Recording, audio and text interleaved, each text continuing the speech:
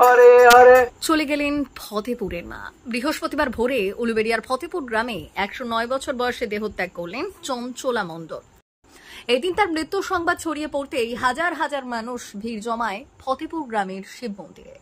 পরে কয়েক হাজার ভক্তের চোখের জলে চিরবিদায় নেয় ফতেপুরের মা।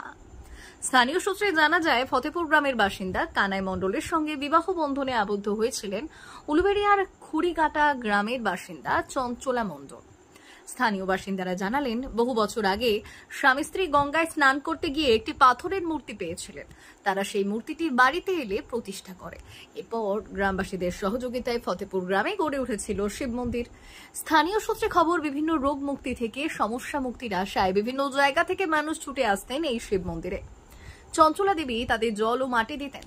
ভক্তদের দাবি, মায়ের কাছে আসার পর তাদের সমস্যা জানার পর মা তাদের যে মাটি ও জল দিতেন, তাতে তারা সমস্যা থেকে মুক্তি পেতেন। এইভাবেই চঞ্চলা দেবীর মাহাত্ম্য চারিদিকে ছড়িয়ে পড়তে থাকে। ভক্তের সংখ্যাও দিনের পর দিন বাড়তে থাকে। তিনি সকলের কাছে হয়ে ওঠেন মা। ভক্তদের দাবি, তিনি প্রত্যেককে নিজের ছেলে মেয়ের মতো স্নেহ করতেন। তাদের দাবি, 109 বছর বয়সেও নীরব ছিলেন তাদের মা। কোনোদিন তাকে কোনো ওষুধ খেতে হয়নি। এদিকে শতায়ু চঞ্চলা দেবীর মৃত্যু সংবাদ চারিদিকে ছড়িয়ে পড়তে হাজার হাজার ভক্ত ভিড় জমালেন মন্দির চত্বরে। পরে মায়ের মৃতদেহ নিয়ে হরিনাম সংকীর্তন সহকারে গ্রাম প্রদক্ষিণ করেন গ্রামবাসী ও ভক্তরা।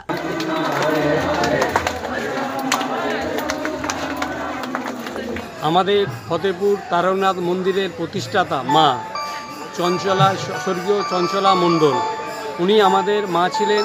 আমাদের শুধু ফতেপুর গ্রামের নয়, আশপাশের বহু গ্রামের উনি মা।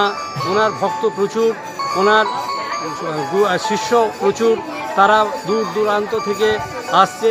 মায়ের এই প্রতিষ্ঠা করেছেন এই মন্দির। এই মন্দিরে উনি সেবায়িত, উনি পুজো করতেন এবং প্রত্যেক মানুষ ওনাকে শ্রদ্ধা জানানোর জন্য আজ এখানে জমায়েত হয়েছে।